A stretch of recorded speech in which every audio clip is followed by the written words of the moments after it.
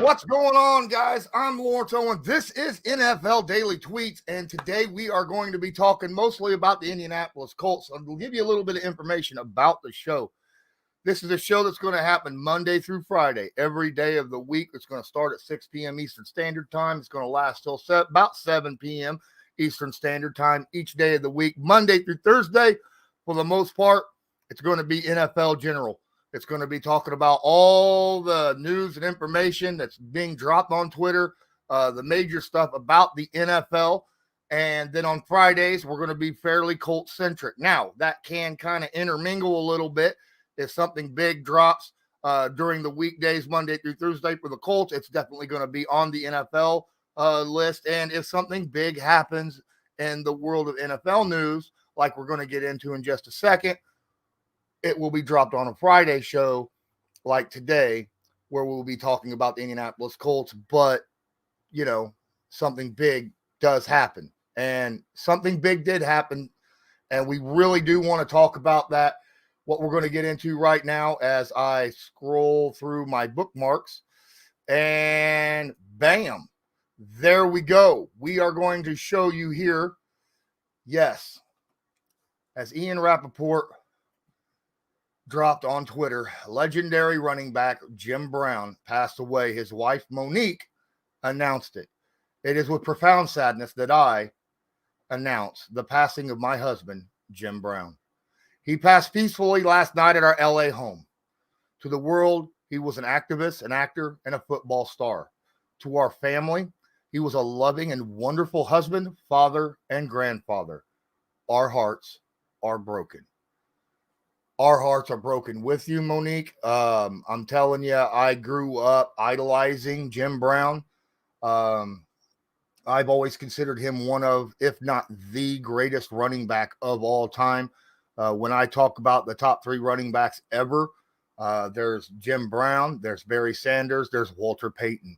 Those are the three guys that I have always synonymously put in at, the top three marks. And you can interchange those names without even thinking about it. Not to mention all the movies that he has done. Now, obviously, we don't know much about his family life, but needless to say, being a husband, a father, a grandfather, he has touched many lives in his family, and we will mourn his passing. Rest in peace, Jim. Now we need to get on and move on to the next order of business as we talk about the Indianapolis Colts, and we scroll up here. Dove Kleiman at NFL_Dove Kleiman says, update, Colts rookie quarterback. This was just yesterday posted.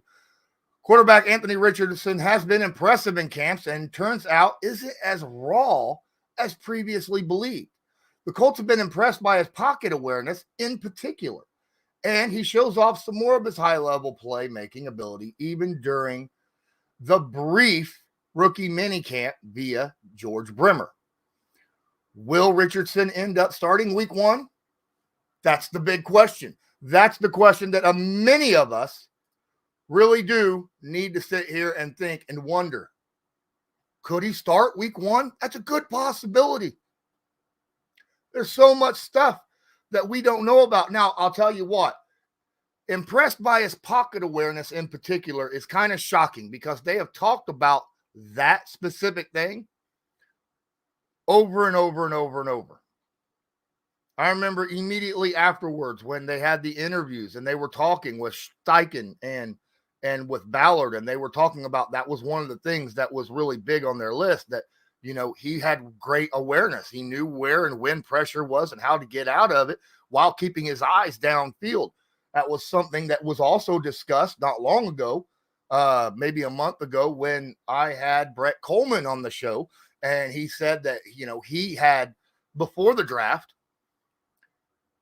when we posted it, he had Richardson going to the Colts as the perfect connection, right? That it would be a great fit for both the organization and the player, because Anthony Richardson was really good at pocket awareness. It was the best in this entire draft class at pocket awareness, that even though he had his RAS score was so elite all the way around, that his pocket awareness on top of that was so darn impressive.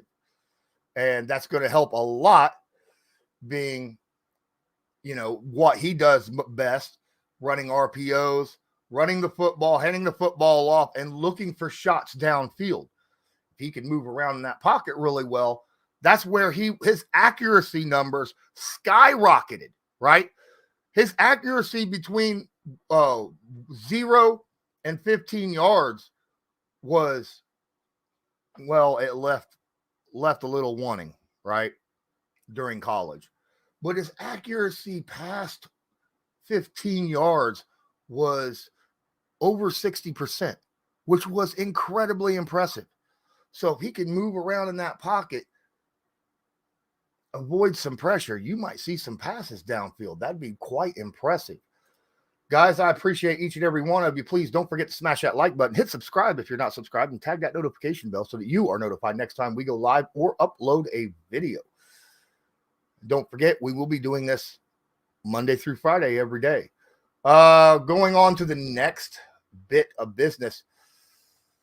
Zaire Franklin joined Good Morning Football this morning and said that he thinks that Anthony Richardson will likely be the starter week 1. What? Let's hear exactly what he meant by that. I have a question I need you to give me an answer to. Mm-hmm. What are the chances that Anthony Richardson is the starting quarterback in week 1? Jason. Let the cat out the bag. He getting spicy already. But I'll just say, it's been great. Obviously, the season we had, a lot of uncertainty in the offseason. It feels good to kind of have a sense of direction. Young AR in the building, man. I'll just say, man, he's a great energy, great, humble young kid, man. Who's just thirsty to get better, thirsty to learn, man. You could just kind of see him getting there early, working on things, trying to do the best he can. And, for me, AR, man, we haven't had a chance to really compete yet, TA start up next week. So, I'm looking forward to that. Gotta let him know what it is. But, I'm confident that, he'll be out there. He'll be ready. He'll be proven. Obviously, our head coach is going to be working with him closely. What are the chances? I don't know. I got to be able to see it next week. But I personally think it's probably likely, though. Probably likely. Love that optimism. Love the fact that, even though a lot of people, including myself, thought, that Anthony Richardson might be a guy who will not be able to start week 1, that we had Gardner Minshew there, right? We had Gardner Minshew, who's won NFL games, so that Richardson could sit. Well, if he could start week 1, that, in fact, will allow not only some experience under his belt, but there is zero film on Anthony Richardson. Zero film on Anthony Richardson. He could come out week 1, be the starter, and do something the Colts haven't done in forever. Win a game, right? Because defenses won't know what to expect. They can guess, they can assume, but they won't know. And when it comes to something like that, you don't have film on somebody defensively, that's a lot of favor in the corner of the Indianapolis Colts. So, yeah, I'm pretty excited about that. Hopefully it happens. I've always been a big supporter of Zaire Franklin. Talked to him a few times. He's somebody who has a lot of confidence in himself, and he should. After 166 tackles last year, I believe he was 4th in the NFL in total tackles. Wow, right? So that's a guy who knows defense. So maybe he knows a little bit about Anthony Richardson. Here, posted today, Peter Schrager at P. Shregs, a video of Tom Brady speaking to Bryce Young, C.J. Stroud, Anthony Richardson, and Will Levis at yesterday's Fanatics lunch with Michael Rubin and TRVISXX. Awesome message from Brady to the 4 rookie cornerbacks. Right, going in the 2nd round, in the end, that's not that big of a deal. Going 1st overall, in the end, it's not a big deal. Right? It's great. You got opportunity. You're probably going to be paid more than anyone for a time period. But I was drafted, 199. I just outlasted everybody. There's another me back there. right? So how do I keep my edge on everybody? Nice. I had to keep working. I didn't go, hey, I'm good, right? I won 3 Super Bowls. I'm good, right? Going in the second round, in the end, that's not real that big. That's a great message right there, stating doesn't matter where you were picked, whether you were picked first overall or dead last overall, the way to last in the NFL is to always better yourself, always work. Anthony Richardson has already shown a lot of, has impressed a lot of people in his own makeup, his own personality after an event at the Colts organization, with the rookies. He didn't like the idea that the room was left as messy as it was, so he stayed behind and helped clean it up. That shows character. That shows leadership. That shows his ability to see something and take care of it. And that's something you want in the locker room from a young quarterback who's supposed to be the leader of your team, because the best way to lead is lead by example. And when you have someone like that doing that, that's fan-freaking-tastic. There's been a lot of reports out there over the last month or so talking about his work ethic, about how he comes in every day, upbeat and always working hard. Again, that's something that other players can look forward to on this Colts organization. This is a team that's incredibly young. We got to remember that, okay? A lot of youth on this team. Jonathan Taylor, still pretty darn young. Michael Pittman Jr., very young, right? We have Alec Pierce in his second year. We have a rookie wide receiver that's came in, We have our tight ends are all very, very young outside of Mo Alley Cox. All of them are second or rookies, right? Second years or rookies. So they're all going to be looking towards this young man for leadership. So if he's out there taking the advice of, an NFL legend like Tom Brady about just going out and working hard day after day after day, that's the best way to lead your group, by example. Because you're out there working your butt off, that means they're going to follow and do the exact same. Or at least that's what they should be doing. If they're looking up to him as the leader, that's what you want to see. That's what I got for today's NFL Daily Tweets. However, I do want to talk about a few other things today. Let's go ahead and close this out really quick. There we go. Appreciate you, Fundamental Bear. Thank you so much. I really enjoyed, one real quick thing. I had a friend, I always do this. I'm not going to say a friend, but I had a guy, a supporter of the show, drop a little money the other day. And anytime it's not on a live, I always go ahead and show it so that people can see. And here we go. Let me get this in here correctly. There we are. All right, present. There we go. Hermit Kravitz dropped $5 2 days ago saying thanks for the analysis, as I dropped a little video for Believe in Colts going over the roster. So I appreciate the donations. Thank you so much, Hermit. I think this is going to, are the Colts going to pay Pittman and Jonathan Taylor? That is a great question, Fundamental Bear. We've talked about that a little bit, but not overall. But I'll tell you what, I think they are going to pay them.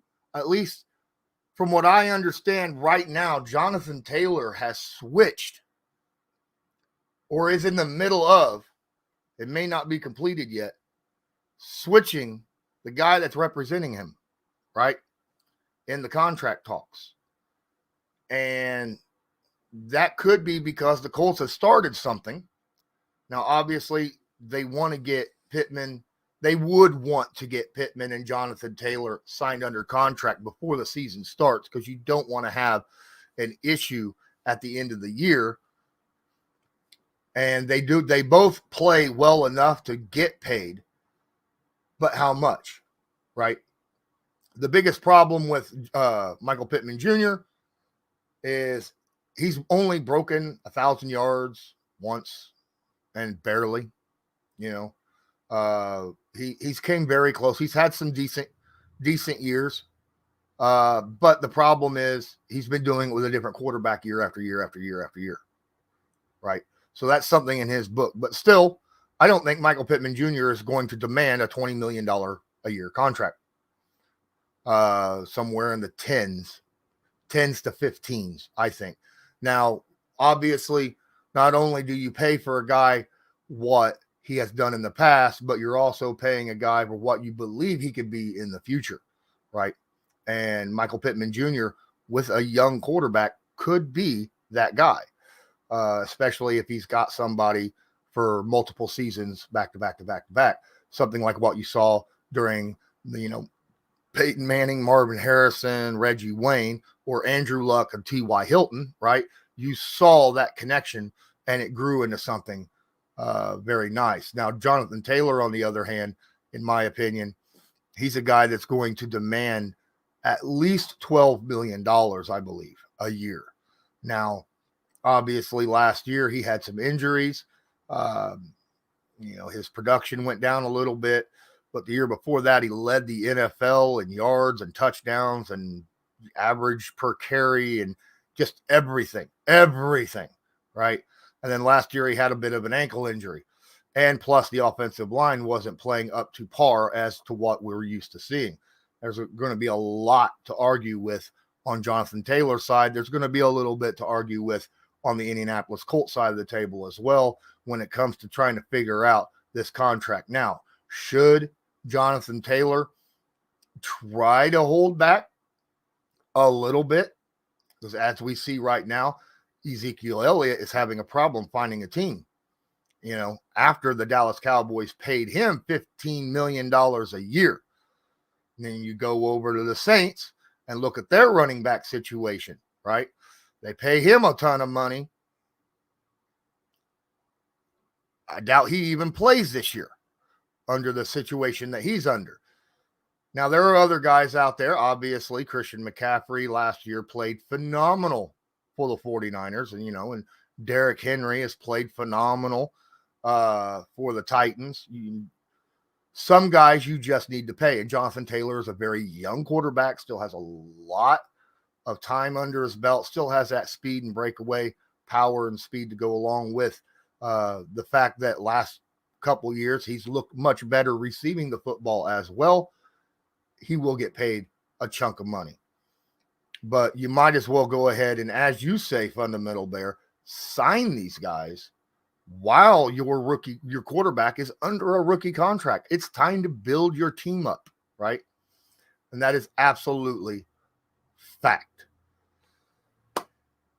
Well, is there anything else that anyone else wants to talk about while I'm sitting here? We do have I still have quite a bit of time to discuss, but I didn't have a whole bunch of information built up to discuss everything today. I can still go around and look, but I had a lot of interesting things that I had seen on Twitter over the past couple days. Let's go ahead and check out the Indianapolis Colts. Now, as you saw, the Colts have dropped a lot of stuff about Jim Brown, couple tweets about the loss of Jim Brown. That was awful.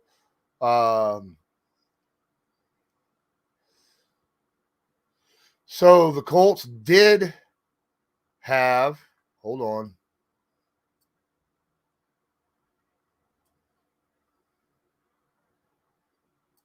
I want to give a quick shout out to somebody who did win 4 season tickets real quick.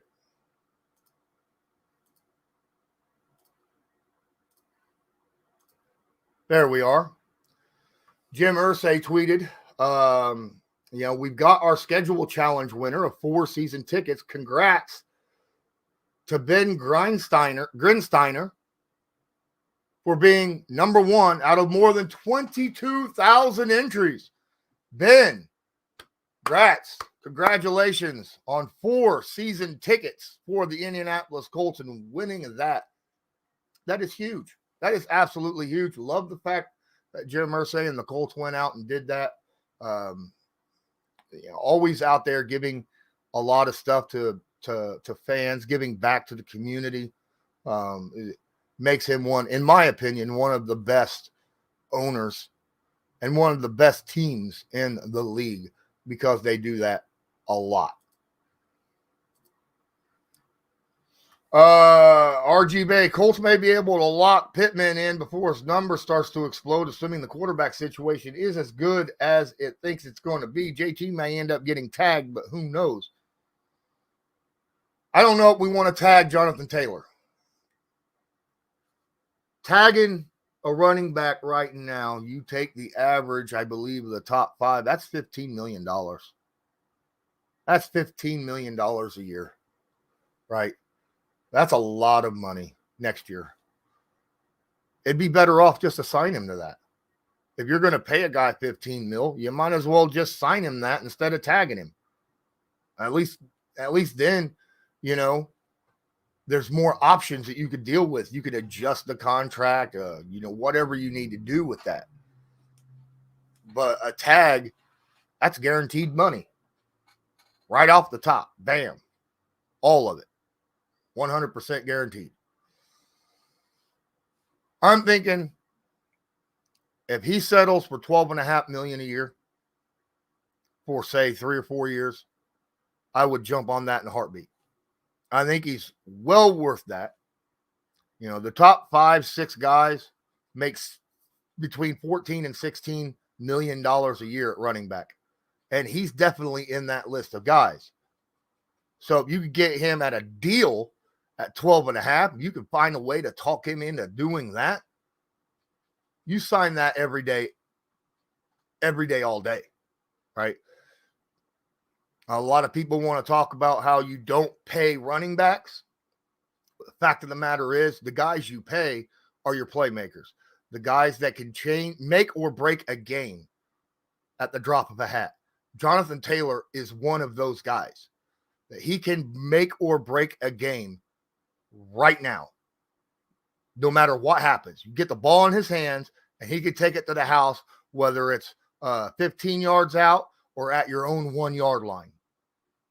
We saw that in the Patriots game where he sealed that game on that long touchdown run where he should have been tackled after about a 4-yard gain, but he made one cut and was gone to the house. We've seen that multiple times against the Jets. We saw him take a swing pass out in the flat against the Ravens and take that 70-some yards. This is a guy you absolutely must pay. He has not regressed, in my opinion. I think that he was dealing with an ankle injury, then he had surgery. He looks good right now out there during OTAs. Pay the dude. Pay the dude. As long as he can be reasonable, you pay that guy. All right.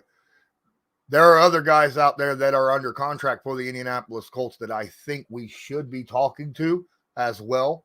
I am still a little upset that the Indianapolis Colts couldn't come up with $6.5 million to keep Paris Campbell, right? Paris Campbell was a guy he signed with the Giants with basically a 1-year prove-it deal where he could make up to like $6.5 million bucks, depending upon how many games he plays and what the tier of production he has, right?